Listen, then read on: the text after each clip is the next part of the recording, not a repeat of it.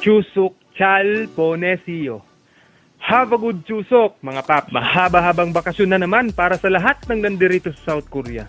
Magpapalakihan na naman ng mga bonus ang ating mga kababayan. Lalong-lalo na pag-galanti si Sadyang Nim. Naku, paboritong linggo. 4 na araw ba namang makakapagpahinga? 4 na araw na inuman pala. Sa mga hindi pa nakakaalam, ano nga ba ang Chusok para sa mga Koreans? Ito ang ating pag-uusapan in 3 minutes.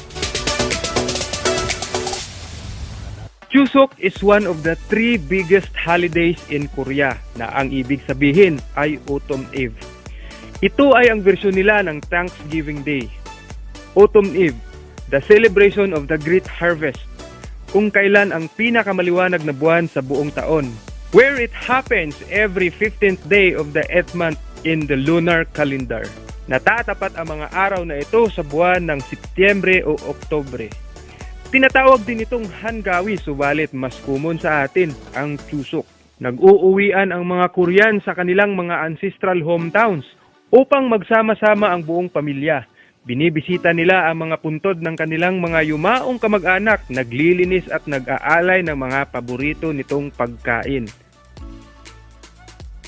Sa kanilang mga bahay naman ay ginaganap ang Charye, a Korean ancestral worship ritual. Nagkakaroon sila ng memorial services bilang pagunita sa kanilang mga ninunong yumao.